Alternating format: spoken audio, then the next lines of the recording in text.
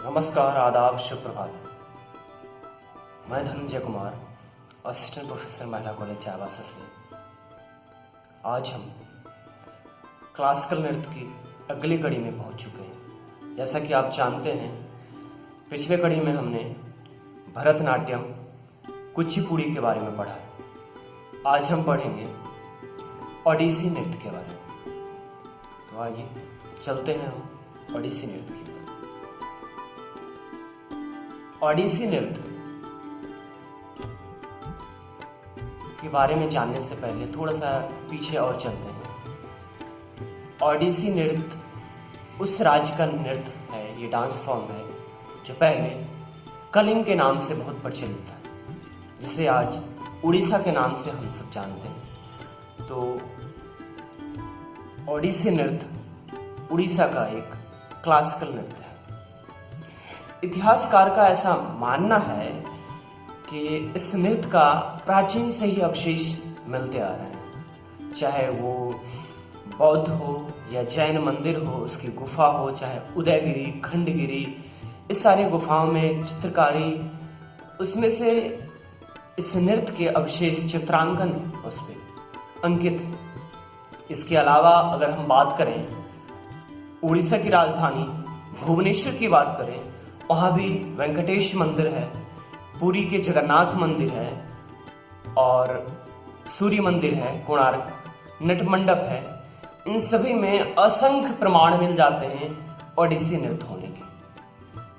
थोड़े से और इसके प्रमाण के, धार्मिक प्रमाण के बारे में बात करें तो जैसे कि हम जानते हैं, जो भी मंदिर था, चाहे सूर्य का कोणार्क मंदिर हो, नट मंडप हो, वेंकटेश मंदिर हो, ये सारे मंदिर कला, साहित्य, संगीत और शिक्षा का केंद्र रहा है, जैसा कि हम जानते हैं। अब धर्म की बात करें तो हिंदू शास्त्र के अनुसार ये हम सभी जानते हैं कि अर्पण करना सबसे श्रेष्ठ कला है, सबसे श्रेष्ठ धर्म है। दान करना, अर्पण करना।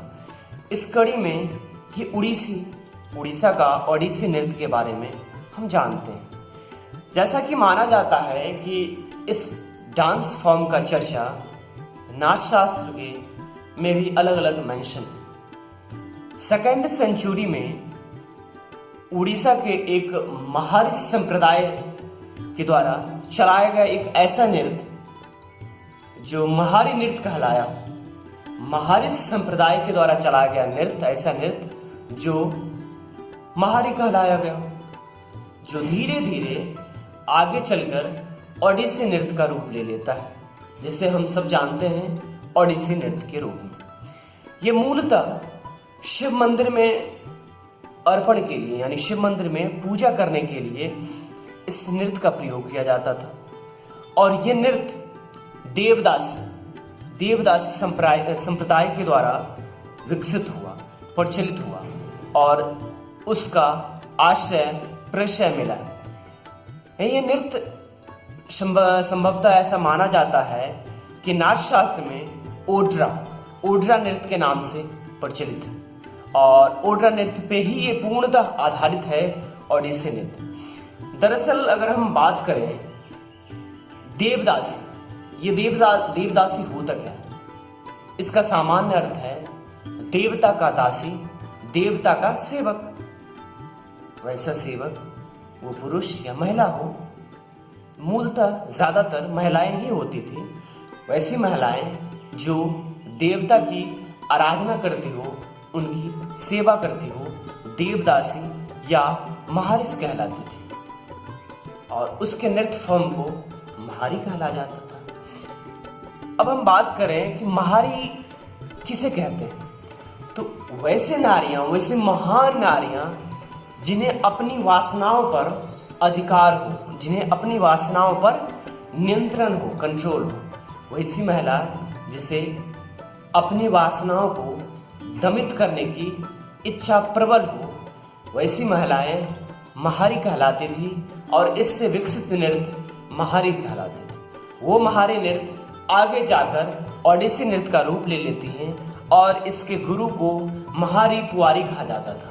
महारी पुवारी या महारी पुजारी के नाम से भी जानते हैं, ऐसे गुरु जो 5 महान ज्ञानेंद्रियां आंख, कान, नाक, जीभ और त्वचा, इन 5 ज्ञानेंद्रियों पर कंट्रोल हो, जिसका नियंत्रण हो, वैसे विजय प्राप्त हो, वे व्यक्ति इनके गुरु होते थे।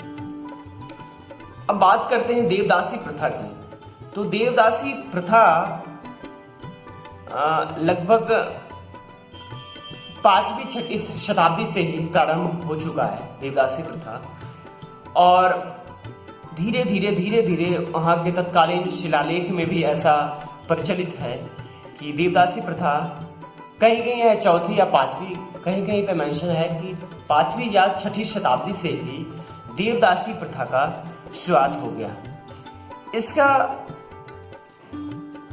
अगर हम बात करें तो सबसे ज्यादा प्रशय या आशय नृत्य से रहा, और ये नृत्य पल्लवित रहा मंदिरों से।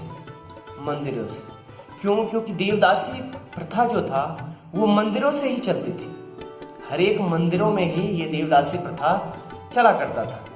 देवदासी प्रथा से पहले थोड़े से शिलालेख की अगर बात करें तो कहा जाता है उड़ीसा के राजा नरसिंह देव प्रथम जो थे वो विशाल मंदिर, पुरी का जो विशाल मंदिर है उसको टक्कर देने के लिए सूर्य मंदिर जो कोणार्क मंदिर बनवाया गया था उसी को टक्कर देने के लिए ये मंदिर बनाया गया था, और बृहत रूप से, पैमाने रूप से इसका मूलतः काम था देवदासी प्रथा का आय संचित करना, जमा करना और कला को परिवर्धित करना। इनका मूल काम यही था, अधिक से अधिक पैसे जमा करना और कला को संवर्धित करना। इसमें से देवदासी प्रथा में अगर हम बात करें, कौन सी महिलाएं देवदासी प्रथा में जुड़ती थी, कौन सी महिलाएं उसमें जाती थी, तो देवदासी प्रथा में वैसे ही महिलाएं जा सकती थी जिन्हें रजस्वला नाम, उसमें वैसे महिलाएं जिसे पीरियड्स नहीं आते, वैसे महिलाओं को, वैसे लड़कियों को मंदिरों में दान दिया जाता था। ऐसा माना जाता था उस महिलाओं को वरदान मिला है भगवान के द्वारा अखंड सौभाग्यवती रहने का।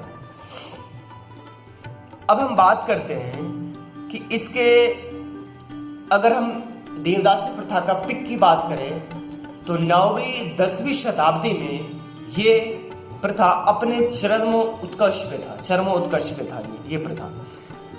चीन का एक यात्री है वेनसांग, जो कि जब भारत आया था तो वो भी मेंशन किया है कि मुल्तान में सूर्य मंदिर में भी देवदासी प्रथा देखा गया है, और उनका मूल काम था दैहिक व्यापार। जी हाँ, उनका मूल काम था दैहिक व्यापार और धन संचित करना। अगर हम अलवर्णी की बात करें, अलवर्णी अपने संस्मरण में लिखते हैं कि देवदासी प्रथा का मूल काम था दैहिक संवर्धन, दैहिक बिजनेस, दैहिक व्यापार था, और उससे जो बड़े पैमाने पे, बृहद पैमाने पे जो आमदनी आती थी उसे इकट्ठा करके राजा को सौंप दिया जाता था, और राजा उस धन को सैन्य खर्च पर व्यय करते थे। 11वीं से शताब्दी से लेकर 13वीं शताब्दी तक ऐसा चलता रहा। अब हम बात करते हैं कि कर्नाटक में जो देवदासी प्रथा है उनके अनुयायी को यलम्मा कहा जाता है।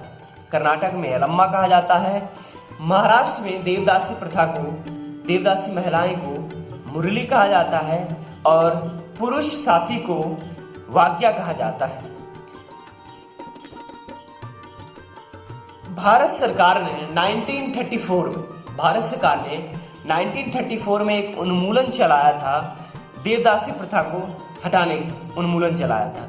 लेकिन कहा जाता है कि 70 से 75 सालों बाद भी, यानी लगभग 75 नहीं, अब तो 80 क्रॉस कर गया है, 80 सालों के बाद भी आज भी 4 से 4.5 लाख महिलाएं दक्षिण भारत में देवदासी प्रथा में लिप्त है, और उनका अभी भी मूल काम दैहिक व्यापार ही रहा है। अब हम बात करते हैं ओडिसी नृत्य में कुछ गुरु का, जैसे केलुचरण महापात्रा का नाम आता है, जिनका बहुत अभूतपूर्व योगदान रहा है ओडिसी नृत्य में। इसके साथ साथ गोटीपुआ नृत्य और नाग और मेधा नृत्य में भी बहुत ही निपुण थे केलुचरण महापात्रा। गोटीपुआ नृत्य में ऐसा माना जाता है कि 14 वर्ष से कम उम्र के किशोर को ही उसमें दिया जाता था। 14 वर्ष से कम उम्र के और 18 वर्षों तक उन्हें डांस की अलग अलग विधाओं में, गायन वादन अभिनय की अलग अलग विधाओं में ट्रेन किया जाता था। 18 वर्षों के बाद उन्हें छोड़ दिया जाता था एजुकेशन में पूर्ण रूपेण। 12वीं 13वीं शताब्दी में वैष्णववाद, अगर भक्ति आंदोलन में वैष्णववाद की चर्चा करें तो उसका इफेक्ट इस ओडिसी डांस पे भी पड़ता है, और जिसमें जयदेव के लिखा हुआ गीत गोविंद का अष्ट अध्याय का चर्चा किया जाता है, इसमें यूज किया जाता था। कहा जाता है कि देवदासी प्रथा से बचने के लिए उस जमाने में, उस एरा में, हर एक घर से एक बच्चे को उन्होंने डांस सीखने के लिए भेजने लगे, जिससे कि वो खराब माहौल जो है वो एक समाज में ना आए, ना ही इफेक्ट करे, जिसकी वजह से हर एक घर से एक बच्चे पुरुष जाते थे, नृत्य सीखते थे, और वो फीमेल्स का कॉस्ट्यूम वेयर करके वो डांस सीखते थे, करते थे। अब हम बात करें ओडिसी को, अगर ओडिसी नृत्य को चलते फिरते वास्तुकला का नाम दिया गया है। इसमें प्रधानतः 3 बंदाज होते हैं, 3 बैंड होते हैं, 3 जगह का मूलतः उपयोग किया जाता है, जिसमें एक है मस्तक, एक है पृष्ठभाग और दूसरा है अलग अलग मुद्राएं, स्थिर मुद्राएं, जैसे ये मुद्राएं हुआ, ये मुद्राएं हुआ, ये मुद्राएं हुआ, तो अलग अलग मुद्राएं, ये हैंड के पोस्चर्स, ये 3 मुद्राएं थे। इसमें गायन, वादन और अभिनय।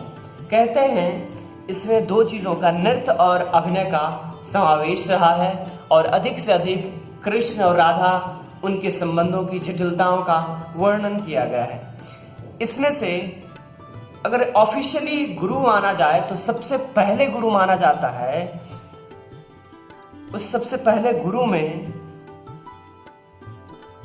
गुरु पंकज चरण दास का नाम आता है। जी हाँ, ऑफिशियली अगर गुरु माना जाए सबसे पहले गुरु पंकज चरण दास माना जाता है। इसके अलावा गुरु केलुचरण महापात्रा, संयुक्ता पाणिग्राही, सोनल मान सिंह, इनके साथ साथ किरण सहगल, रानी कर्णा, माधवी मुग्दल और कुछ विदेशी भी, फॉरेनर भी ओडिसी डांसर हुए जो बहुत ही वेल नोन हुए। उसमें से अमेरिका के शेरॉन लॉवेन और अर्जेंटीना के मार्टा रॉबी बहुत प्रसिद्ध हैं।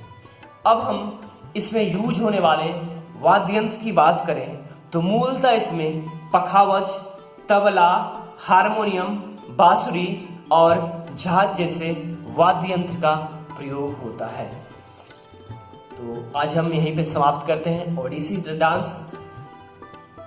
नेक्स्ट क्लास में हम मिलेंगे फिर कथकली डांस, जो कि केरला का एक डांस फॉर्म है। तब तक हंसते रहिए, मुस्कुराते रहिए, अपना ख्याल रखिए और अपने आसपास का ख्याल रखिए। और हाँ, इतना कीमती वक्त देने के लिए आप सभी का आभार।